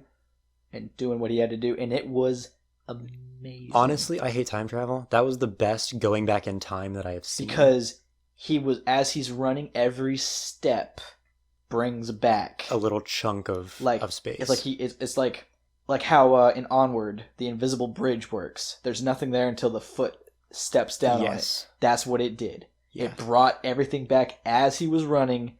Absolutely incredible. And it brought because he was also using this to charge up for Cyborg too. So it brought back, once he got into the silo that all this was happening, we saw the anti-vaporization of everybody. And Cyborg was the grossest one. But we saw, like, Cyborg's metal pieces, and then his skull reconstitute, and then his skin. And then it, like, went back to him in the mother boxes. And then Mr. Flash pushes Cyborg in. That's when the rest of the movie picked up again after rewinding time. That was an awesome sequence. The last thing good that I want to say about this, the personalization of the mother boxes in that world, the 3 gross, like, gremlin things. That was cool. I don't know how I feel about that in a comic book sense because they're supposed to be more benevolent. The mother boxes and such are like benevolent life givers. Yeah, but whatever. And they were like these deathly, like horrible rotting ghoul things. Yeah, that's the good part 6. And which honestly, that good was some good. I think overall the fight was good. Oh yeah, I mean I've been crapping on the Snyder stuff the whole time. That Flash time travel sequence. Beautiful. I'll watch that again. That'll be something I'll look up over the course of years and just to rewatch that scene. Agreed. That was amazing. Now, the bad are confusing. First off, the title Something Darker. Yeah, that's only referring to the suit. Only referring to Soupy's suit. Which we'll get to in a second because I have a lot to say about that. Yeah. We'll start off with Superman's original suit, quote unquote, in this, where he flies back to Kansas with Lois. Goes into the foreclosed house that has been, shut down for months. Yep. And there's still Clark's stuff there. And he's able to, in this bankrupt house, find clothes to put a shirt back on. Yep. Which doesn't make any sense. Not really. It's a red plaid shirt. It's just a reference to the original movie. Right. It just doesn't make any sense that, No. This building would still have all of their belongings in it. This also has a line in it where Lois says, "You smell good." Mm-hmm. And he says, "Did I not before?" Everyone thought that was a Joss Whedon reshoot, horrible, campy, stupid line. No, that's a Snyder line. Get over yourselves. But then we have some sweet moments between him and Lois. Yep. And then his mom shows up. Mm-hmm. Cool. But this is the lady who is now living potentially in Metropolis, which again brings up Martian Manhunter either lied about all that, or again, he's messing with Lois using real events. Right. But again, you're the dude who can fly across the world in a second, and you made this poor old lady drive across the country to see you, and then you leave. And then he takes off again and leaves them both there in Kansas. Both in Kansas. Yeah. They've got to come back. They both live in Gotham now. Right. She's got a really shitty truck. Like, We they've got to drive like back. a 1960s Chevy. You drove all the way out here to see your son who came back to life for all of 20 minutes. Because the first thing he says is like, I love you. But they brought me back for a reason. I got to go find out why. And he leaves. Yeah. Which means, what are they going to do? Right. They got to go back to Metropolis. I'll Google it eventually. What's a drive from middle of Kansas to New York City? I'll bet it's like 20 hours, 17 hours, something like that. A straight shot drive from when I was a kid from Columbus, Ohio to Orlando, Florida was 16 hours. Right. What's New York City to Kansas? It's probably about the same. Right? Yeah. Like, but that, we joked about that, but that brings up the point that maybe that Martha is it better not be. Manhunter. If that Martha is Manhunter, that is next level weird. It's the only way that she could have been there in time, because he flew with Lois. There's no one told them. She probably saw on the news that he was back. So either she lives in Kansas still, But she doesn't. we don't know, because Manhunter was the one who said that. She may still live in Kansas. She just lives next to a diner in Kansas or something. Or it's Manhunter who flew half the way, stole a truck. It better fucking not be. Yeah. That is just weird if it is. Right. That is bad weird if it is. Next, they follow the heat signature to find out where the base is to have the final fight with Steppenwolf. After Cyborg fixes the jet. After Cyborg fixes the jet. In a second. They are looking on the map of the thing. They see the dome. They see like where the dome is, which building the dome is hosted in, all that stuff. But then they can also see perfectly through the dome to see all of the buildings inside and build a plan around it. Yeah. And so they can see the entire structure inside the dome and also know the dome is there, even though the dome is completely opaque and you can't see through it in this visual. I don't know. There's no thought. It wasn't like a thermal image either. It was just a satellite image. Right. Which you brought up a point. It could have been like a pre-shot image, but they also saw the dome and they saw where the dome was coming from. They saw where the route was. Right. Which it was a little confusing. The boxes need encouragement to merge. Merge. Yeah. Connect. Steppenwolf. Work together. Like a preschool teacher with group work. Everyone merge. Everyone, come on now. Work together, damn it. You can do it. I believe. This is gonna make my eyes glow purple for some reason. Yeah, like why do you have why do the mother boxes have an effect on you? Well, I don't know. That's another thing. Yeah. So now we'll get into. I'll let you take this away because I didn't have it written down.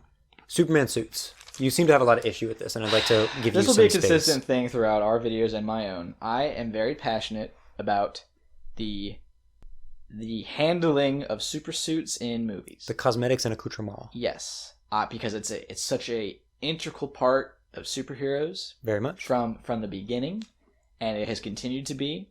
And I think Edna Mode gave us a lot of appreciation for where the super suits come from, of course. Like, we got that from a cool Pixar movie. Yep. I had issues with Superman suits from a long time ago because the suit in Man of Steel versus the suit in Batman versus Superman is clearly a different suit. Very much a different suit. And I was like, okay, where the fuck are you getting other suits? And then this proved to me that he has options constantly. Cool. Yeah. Love it. Cool. I love seeing that he has more options. I thought it was cool that we saw Kryptonian armor from Krypton. I thought it was cool that we saw a suit that very much looks like something Lex Luthor wears in the comics. Like, that might, like, implying, like, ooh, look at this. This might be something that he gets his hands on someday. Ooh. Right. Ooh. And then we see a classic red, yellow, and blue. Fine. But then Superman picks the black and white suit. And I have several mixed feelings about this because the only reason he is wearing this suit is because in the comics, after Superman dies and comes back, he wears a black and white suit for a while. And for a while there, fans were like, oh, Snyder was always going to have him in the black and white suit. And you could see set photos of him without the mustache, which meant it wasn't reshoots, that he was in the red and blue. And I was like, no, he wasn't. A bunch of dorks. But then someone said, well, he always planned to CGI that suit. And I took that, and that's fine, because they did the same thing with Captain Marvel. Yeah. Captain Marvel does not have a physical black and red suit. Every scene she filmed on Endgame was the red and blue suit. So I was like, okay, fine. But the reasoning is just because it looks cool, and just because it's like a little nod to the comic, but it's an empty nod, because that comic, The Return of Superman and the Death of Superman, none of that was handled with care or handled in a way that was actually, like, it was not adapting the comic at all. Right. But the biggest point that my girlfriend actually pointed out, who is a fan of Superman, at the end of this movie, in the epilogue, we see the nightmare world again from the Batman vs. Superman movie. And it ends... Which, we didn't discuss much about it. Basically, Superman goes crazy and turns all evil and stuff. With Darkseid. Yeah. But Superman shows up at the end of that, all evil and stuff, and he's in his red, yellow, and blue. Which is illustrating to us that black and white Superman is just a moment. Yeah, it's a cosmetic choice for fun. Right. But evil Superman is the default Superman, because he's wearing his real suit. Right. That I find to be a horrible choice. Just if he landed in the black and white suit, you'd be like, oh, okay, cool, whatever. But like, it had meaning in the comics. It had a point to it. Yeah. But like at the end of the movie, he's just back to being Clark Kent, and he pulls his shirt apart, whatever. He's in the black and white suit.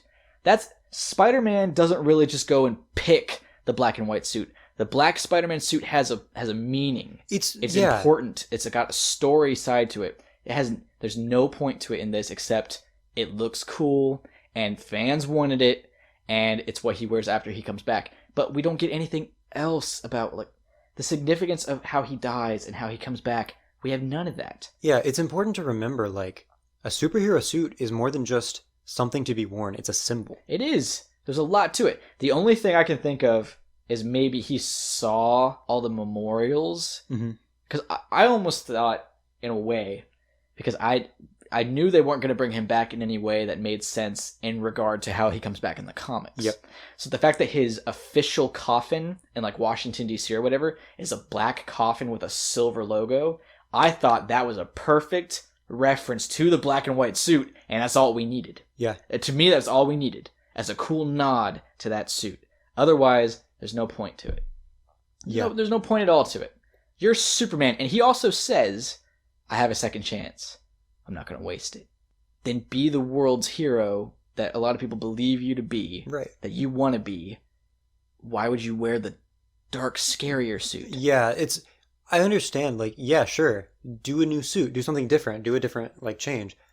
Not the one that makes you look like a fucking evil dude. You could almost make some sort of argument, like with Luke Skywalker's look in Return of the Jedi. Like, it's all black, but the hopeful part, the pure part, is the white symbol of hope or whatever. But, like, what do you, like, still, like, why would you still choose the darkest suit over your blue, yellow, and red? Yeah, and beyond that, too, all of the, like, Kryptonian armor and stuff, it would have also made sense to wear that as, like, a one-time thing. Yeah. Because it was, like, I guess he didn't know. Maybe he did. I don't know. But it's like, they needed me for something. Maybe it's super important. I've died once. Now I'm afraid to do it again. Yeah. Let's armor myself this time. Yeah.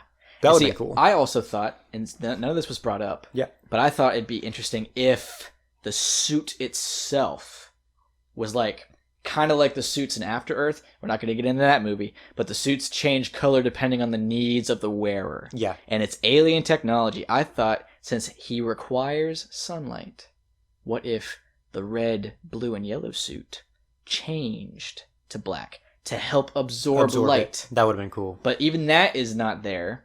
He picks it. It's a wardrobe choice. Yep. And that just, I'm passionate about my super suits. And I don't like how there was not... The only amount of thought that went into this was, well, this is what he wears when he comes back to life. That's what we're going to put him in. Right. So, that's it. Speaking of super suits, on to our next point. Yes. Batman has really cool goggles. Does he now? He does. Yeah? Yeah. When we did not get a heads-up display scene, which means he's wearing goggles, sunglass goggles at night. That looks so stupid. It looks dumb. They truly look like he's wearing a Batman cowl and, like, Olympic swimmer goggles on top. Is what it truly looks like. That are polarized and not meant for night. Nope. He wears goggles 3 times. He has goggles when he's on the horse looking for Aquaman, which is clearly the way they put emphasis on that. That looked like foreshadowing almost. Just about. He has goggles in the nightmare suit, which I'll give a pass to. That's like we're dust. We're in sandstorm area. Yeah, agreed. And as much as I don't like these movies, the visual aesthetic of the nightmare world is amazing. Yeah. I love half bat suit, half trench coat with machine gun and goggles. Like I'd read or watch a whole story about that. Yeah. But this Batman with his armor pieces and like he looks like he can't bend forward because of the layers he's wearing with goggles that don't do anything for anybody. Nothing. He just looks weird. And he puts them on when he's flying.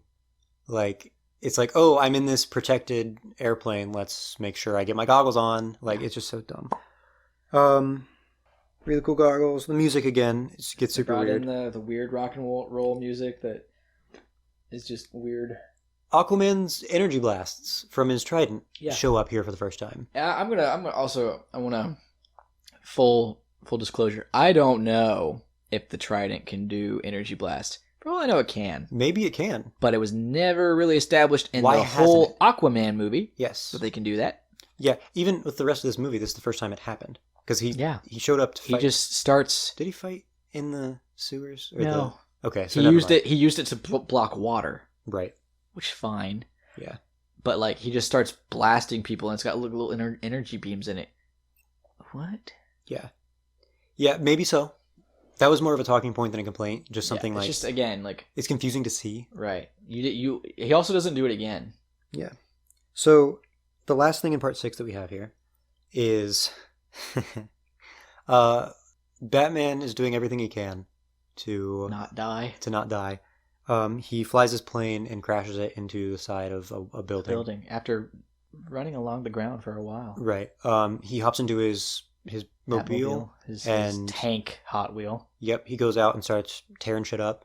Then at the end of the film, at the end of this part, I suppose, that plane is flying again. It's flying just fine on its own. It didn't look like it was able to fly when it crashed. We could be wrong, but it didn't look like it. It was a pretty intense crash. Yeah. For something that could barely fly. Right. Yeah. But something I guess I didn't write down that this brings up is the entire fight scene was every superhero devoting their time to make sure Batman stays alive. Right. Like, we needed Batman's guns to take out the tower and to fight the parademons. Right. So we had to make sure that Batman was safe to use his guns. Yeah. But why didn't the lady who can shoot energy out of her arms, or the cyborg who can shoot sonic cannons out of his hands, or the guy who can build up electrical charges when he runs, why don't they destroy things? Or the guy who can shoot energy out of his trident. Right. Yeah, but no. All those powers are used to protect the dude with the guns. Yeah, and he's not even using, like... What destroys it is, like, an artillery round. Right. It's just a single shot that takes it down. We got 2 separate shots of an empty shell. In slow-mo. Twice. We had to see it falling out of the gun and it landing on the ground. Yeah. I don't know why people don't see the artistic merit in that moment. Because, there isn't any. But what's the point of that? It just... There's very, very little point to that. But somehow there's still more than the sesame seed. There is more than the sesame seed. Yeah, that's true. So we did not need to see a sesame seed that close up. And what... Yeah, we gotta move on from the sesame seed. I don't know if I'm ever going to, but we need to. That is part 6. All right, epilogue. We're an hour and a half in. Yeah, there's a couple things to complain about in the epilogue. A little bit. You want to just quickly go through the nightmare thing? Or how much of the epilogue actually is there? So I have 2 points. Is there anything good? I have the entire nightmare scene just written down. Not bad. Yeah, I just have it written down as something to talk about. It's not a good or bad. The good, we have, again, don't know good or bad, this iteration of the Joker. We were both conflicted on how to feel about it. Because we both had, like, it feels good and then it feels bad. But then it could also be that bad is that he's broken. Yeah, which could be interesting. Which is interesting. But to me, it's more, again, Snyder completely disregarding, I think I said this either in the last video or earlier in this one, Suicide Squad came out after Batman vs. Superman. Right. We had a Joker. Yeah. Completely disregarded that Joker to make whatever he wanted. Yeah, This is not the same Joker. There are no tattoos. The teeth are different.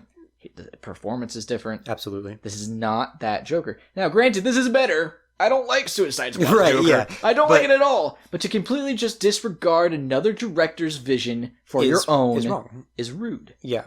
And it's just gross.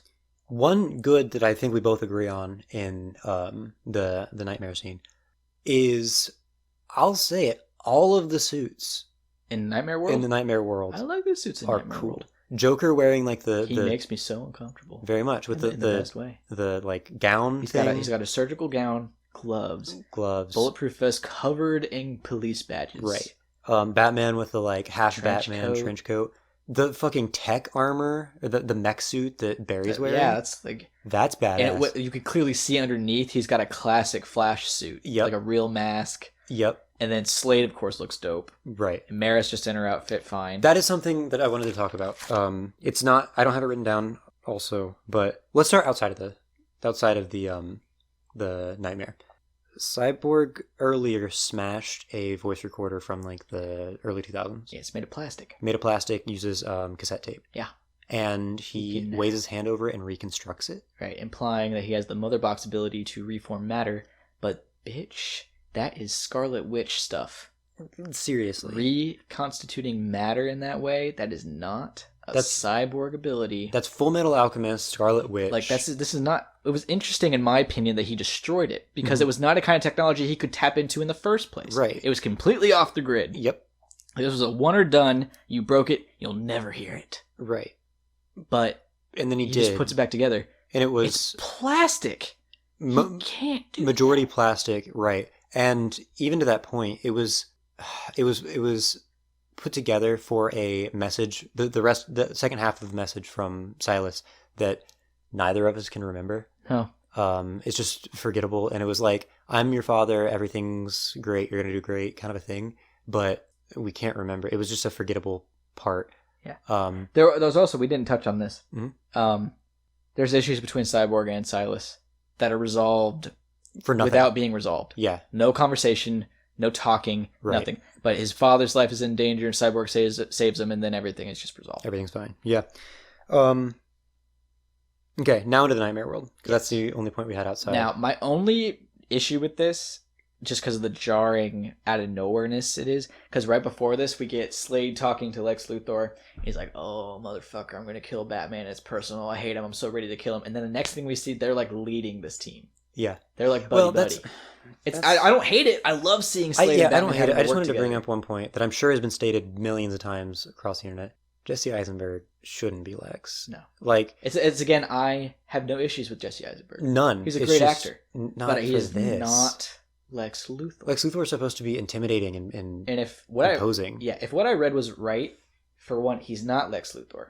He's Lex Luthor's son. Okay. He auditioned for the movie. Yeah. And Snyder changed things around, making it that he was Luthor's son so that he could have him as Luthor, for it to make sense. Okay. So Lex Luthor was in there. He died.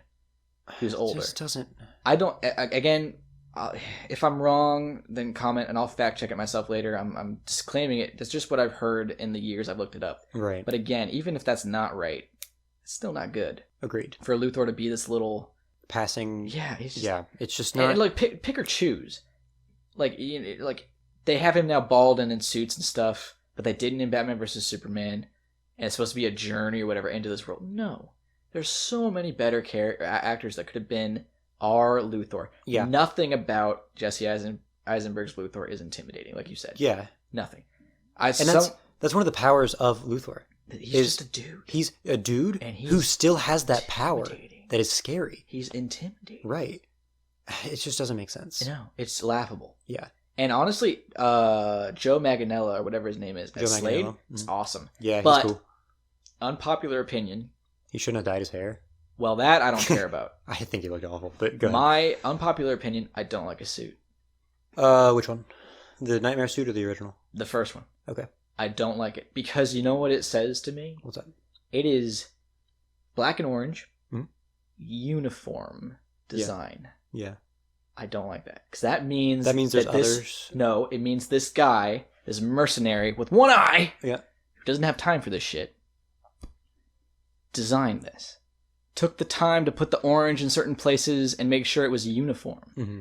I love, again, super suits. Yep. When it looks like a natural progression into the suits that we like. If it was all black and gray with orange on the mask and then parts of it were orange, but not uniform, right? I think it would have been great. That was my only issue with Black Manta and Aquaman, which was there was very little evolution into perfect comic accurate look. Yeah. It's just immediately perfect. Same thing with Slade.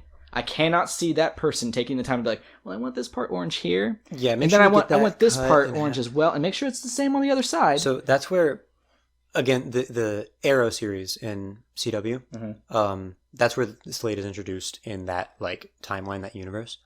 Oliver's actually the one like shot out his eye, kind of cool. But in that, he was part of like Australian Special Ops, and their mask was a half yellow, half black, and his original suit was that like yellow and black mask with just standard military garb underneath. Yeah, I think fantastic. And then when he got his like official orange and black suit, it was very much, I lost friends fighting looking like this, so I'm going to make my armored suit to represent that. Yeah, cool. Yeah. This was just, hey, this is a very expensive costume. Yeah. And I don't like when characters... I like how characters who it does not make sense for them to be in a costume are in a costume. Right. Like Jessica Jones. She has super suits, but she's not the kind of character you'd think you'd see in a super suit, so she's never in one in the show. Right. It doesn't make sense that she would ever be in a super suit. Slade is one of those characters, in my opinion. Unless you found a reason that, well, this is a very significant, almost royal outfit, Sir Wilson, because you're into that pretentious high and mighty shit. Right. So that's why you do this. But orange is a villain color. Mm-hmm. Like, that's an intentional choice, the way he has that orange. But otherwise, right after that, we're into the Nightmare world, and it's really cool. It's very cool. It's fun. Yep. I love how panicked Cyborg is. I love how broken everyone is. Other than some of Mara's lines. There's one suit I have to complain about, and it's Cyborg's in the Nightmare world, because nothing changes except his two arms on the back. One's holding a machine gun, and the other's holding the ammo box. Yeah. Like a suitcase, and it just looks dumb. It's a little weird. But yeah, Slade is in all black, then no mask, eye patch. New eye patch. Yeah. The cool techie one's gone. Like, and they're running things, and Batman's all kinds of messed up and angry, and there's a cool interaction between him and Joker, whatever, fine, fun. Yep. Cool. But then Superman shows up in his blue and red, and he's clearly going to kill everybody, and no one's going to make it. And then Batman wakes up and talks to Mr. Martian Manhunter. And I don't love it. Because, the conversation's fine. You and I are split. Conversation is fine. On the visuals of Martian. Visuals, yes, I'm torn. We're split. I enjoy it. You're still questioning it. I can't see him standing with the rest of them, and because he's completely CGI. Right. Clearly. Right. But then...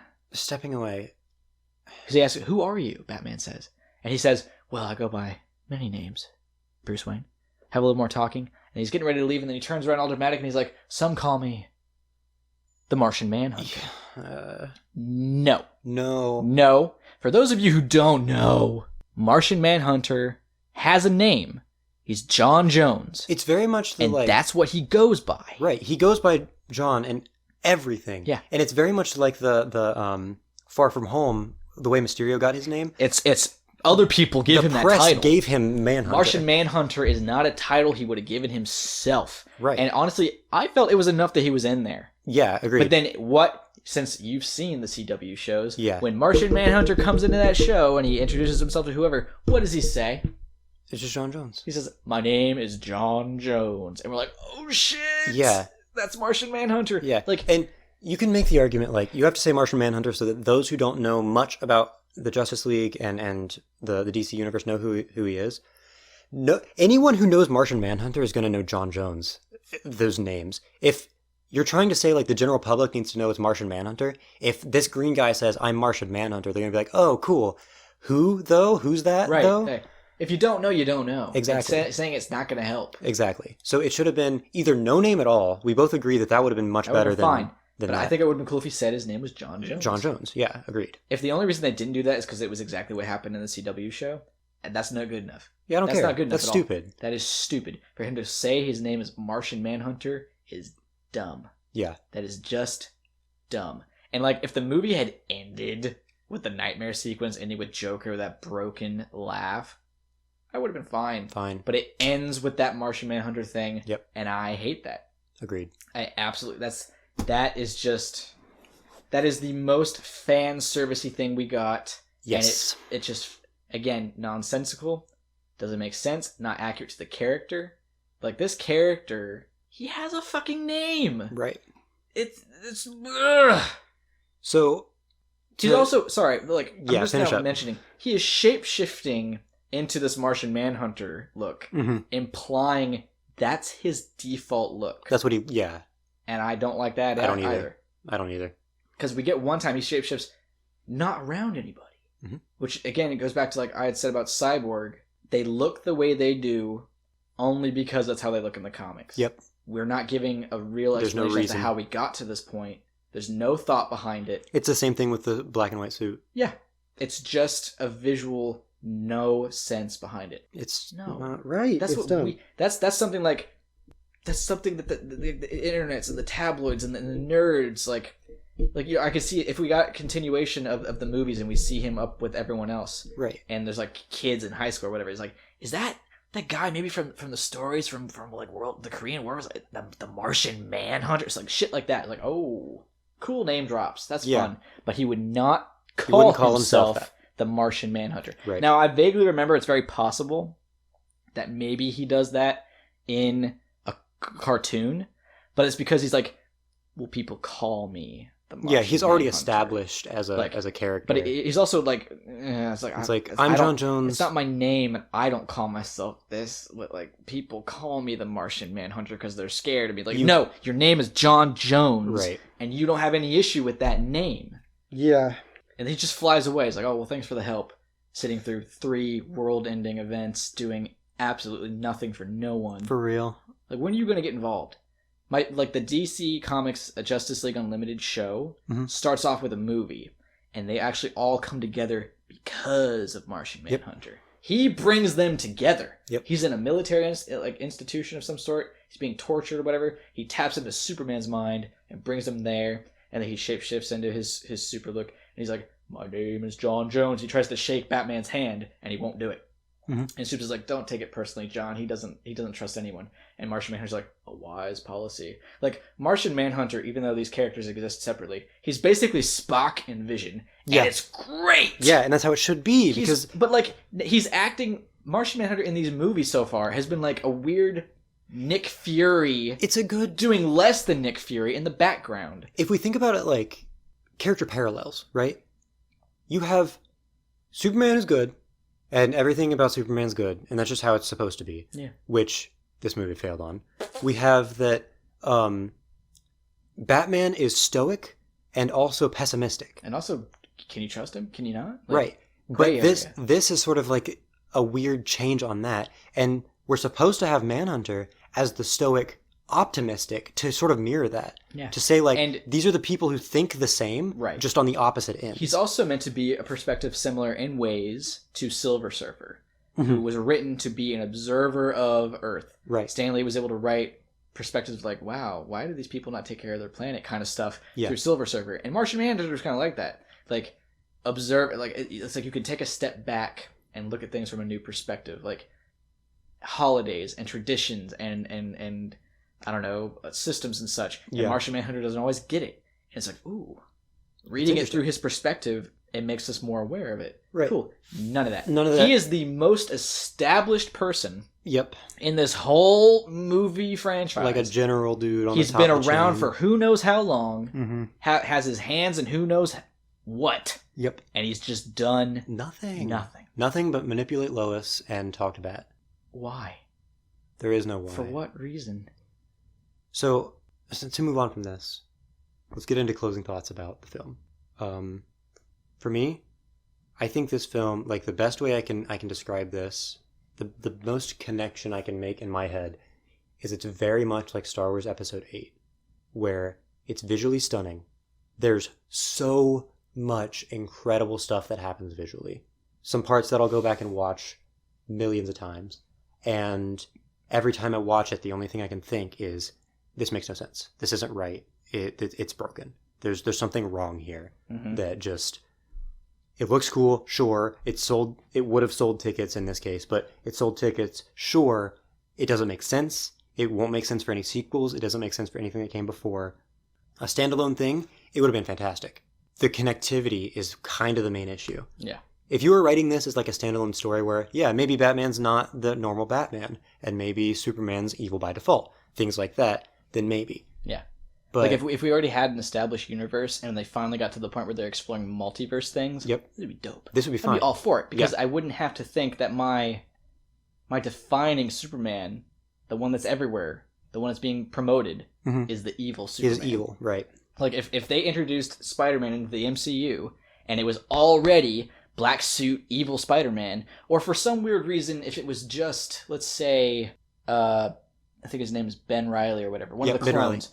If our default Spider-Man was the Scarlet Spider, or even Miguel O'Hara, a different version, I would not be happy about that. No. And this version of Superman has been very much our Superman Prime, yes, or Justice Lord Superman. Right.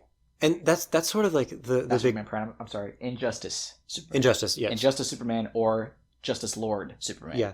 That's a good point to bring up, is the reason, if you think about, like, there is no other Clark Kent we can fall back on currently that takes away from this evil.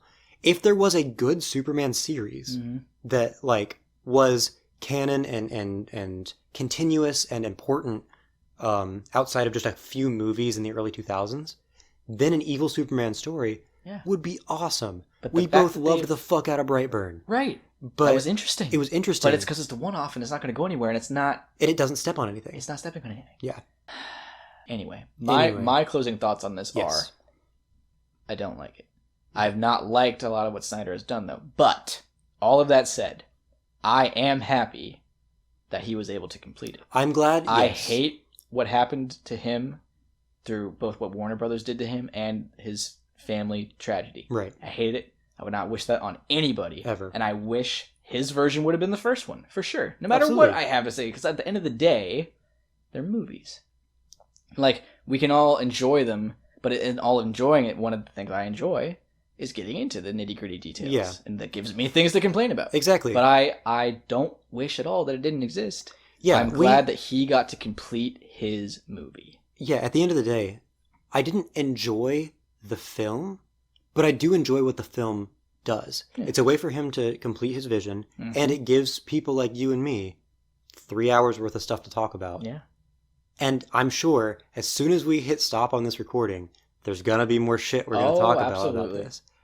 And I'm sure for those out there, there's going to be, you know, as I'm editing this a week from now or whatever, I'm going to get a text message. It's like, hey, I rewatched this scene, and I didn't notice this the first time. This kind of movie is... Oh, yeah. I've found issues with Batman vs. Superman years after. Right. And this kind of movie, there's going to be so much that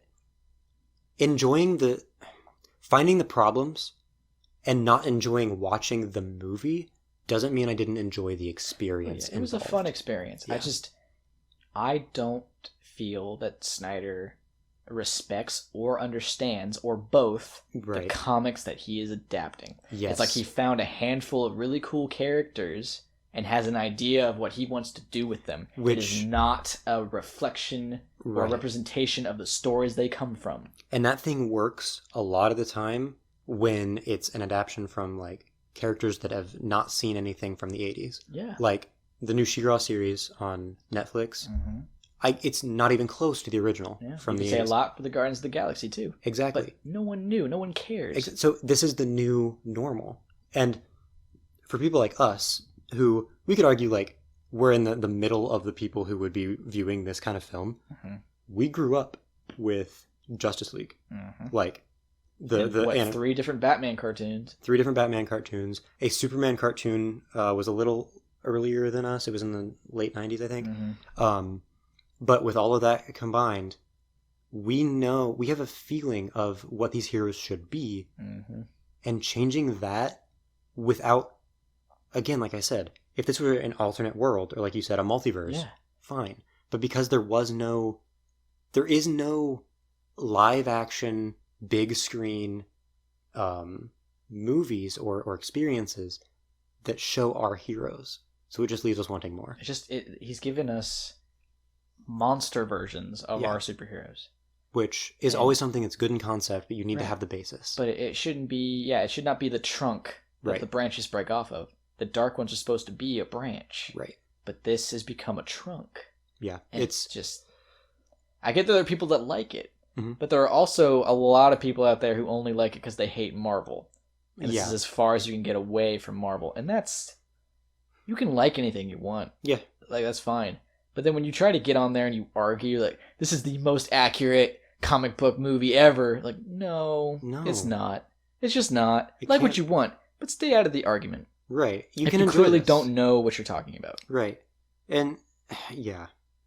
I mean, you, again, like whatever you want. Seriously.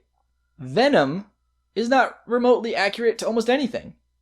But it's fun. Right. I'm not trying to argue at all that that movie is good, but I like to watch it. Right. And I'll admit that. Mm-hmm. So, I mean, there's a lot of people in the Snyder fandom, though.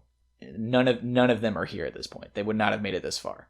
No. But a lot of the Snyder fandom is very toxic.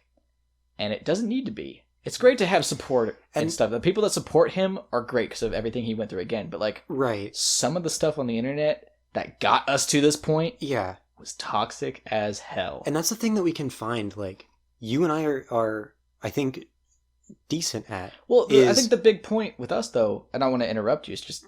You're going to anyway, so go ahead. Well, it's just... there are people in the movie world who love Marvel movies, hate DC. Mm-hmm. Love DC, hate Marvel. Right. We love both the franchises, both the industries. Mm-hmm. We know what we want from these characters. Right. So it's not like we have issues with one of the other actual companies. Yeah. What I was going to get into with the Snyder thing is you and I are good at this aspect of watching movies. We both love movies that are awful, and we can admit that's the case. Oh, yeah. Yeah. Like, it's not a bad thing. Like, fuck. I mean... This is probably going to piss some people off. I am a huge Star Wars fan. Every Star Wars movie sucks. They're all bad. Except for one. Except for a few that are fine. And if any of you guys are here, just in case you know, one step down from the Snyder fandom, some of you Star Wars guys. The Star Wars guys. The Star Wars fandom is toxic as hell. Right. There's so much to be said about not even poking fun at anybody. Or not even poking fun at the movies that you enjoy or trying to find it like that, but just recognizing that something doesn't have to be globally accepted as good or incredible for you to find it such. And the only reason that there are debates and arguments is because people who don't understand that are on one side, and then people who don't know how to actually engage in the conversation try to get engaged in the conversation. Yeah, it's one thing to say, this is what I liked about it, and another thing to say, this is why you're wrong. Yeah, this is why it's great. Yeah. And I feel like there's a lot to be said about pointing out what actually makes a movie bad versus what makes a movie enjoyable. Yes. Not enough people can admit that Batman vs. Superman is not a good movie. Not a good movie. Just, it doesn't matter who's in it. It doesn't matter who directed it. Nope. It is not a good movie structurally. Right. There are contradictions and weird pacing issues, inconsistencies, and the motivations are horrible. Mm-hmm. It does not matter who it is, but it's bad. Yeah. But then if you want to get into the comic book stuff, you got Logan. That's not based on anything. That's the pinnacle of the most inconsistent story. X-Men continuity errors are everywhere. It's loosely based on Old Man Logan. No, it's not. Right. Old Man Logan involves every other superhero of some sort. There's a fight with the Hulk, but Fox didn't have those rights. But Logan is a fantastic movie because it's just a good movie, right? But you don't get a whole lot of that with some of the DC things because it goes back to Warner Brothers doesn't give a shit. Agreed. But we're 2 hours in again. Yes, we are, and to that we have to thank anyone who stuck through these 2 parts. At this point, y'all are amazing. For real, like for real. We've got one more thing coming out this week, which is going to be probably in a couple days. We'll probably do it on like a Wednesday or something. Yeah. But it's going to be our Godzilla Kong. And it's gonna. That's regardless of if that movie's good or bad. There's gonna be some praise. yeah, we're huge. That's another thing. Like, Big monster movies Oh yeah. are pretty dumb. A lot of people don't like them. A lot of people don't like I them. love them. Love them. I won't argue that they're good. No. It's not remarkable cinema. No, fuck. I mean, goddamn, Godzilla King of Monsters. That movie, honestly, pretty fucking bad. I will argue that movie's not horrible. It was like 40 minutes of just conversation when I want to see a monster punch another monster. Yeah, we got a lot of that. We did get a lot of it, but I'm not gonna sit here and try and defend that it was good, especially if you didn't like it. But I fucking loved it, and that's the only thing that matters. So that's fine. No matter what happens, we should watch that. I think closing as well. If any of you are here, still, and you haven't seen the movie, even after everything we've said, go watch it if you can. Yeah, if you got the time. I would not say it's a reason by itself to get HBO Max, but if you have HBO Max already, and you've got a weekend to kill, I will watch it. Make your own opinions. That's of course that's the thing at the end of the day that you got to accept. It doesn't matter what anyone else says. You do have to form your own opinion. Right. I would say make it an event. If it's safe for you to do so, if you have your vaccinations, you can do this safely. You can do like a watch party or something. Have fun with it. Honestly. I gotta say, as much of a headache as it gave me at the end of the day, there was nothing more fun than pausing it in the middle just to have a discussion. And just having a little bit of a crap fest on some of it. Yeah. But like, this is not a movie that I would, if this came out in theaters and for some reason if it was not 4 hours long, I would not be like, nah, don't waste your money. No, this is worth viewing. Seeing. This is it's still, okay, especially if you're here and you don't care about the spoilers and you just like movies, watch it. Yeah. For sure. Watch it. It's got some cool stuff in it. Yeah. It is not worth a watch. Yeah, but anyway, whether we think that Godzilla and Kong is good or bad, we will have a discussion about it. We'll post that. If not, next week on Monday, the first part and the second part are both going to come out on this Monday. The Wednesday, we're going to drop the Godzilla Kong. Next Monday, we're back to our shenanigans. Back to shenanigans. So if you are... silly, nerdy things. Yeah. If you do have any questions, any talking points, anything you want us to discuss, post them here, post them anywhere. Yeah, if you want to get a hold of Andrew, you can get a hold of him through Instagram. And... Spooks Doodles. Yep. 2020. His TikTok's down there too. And we'll link in the last video, as well as, I think it was this video I referenced, the Super Speed discussion. Yep, that'll be linked at the bottom too. My D&D channel, Dallin's Tavern, we'll link that there too if you want this kind of discussion, but more for D&D kind of stuff. I got plenty of stuff there that I've got planned. Yep. Man, fuck. All right, well, I'm Martian Manhunter, and we'll see you next time. I'm Martha Manhunter. Manhunter. We'll see you guys next week. Pop. 2 hours. That was 2 hours. Oh, excuse me, I'm not actually John Jones. Oh, yeah, I'm not John Jones. You want to upload it? If we edit it, it's going to be like an hour and 45 minutes. Yeah. You think that's still going to be okay? No one's going to watch this one.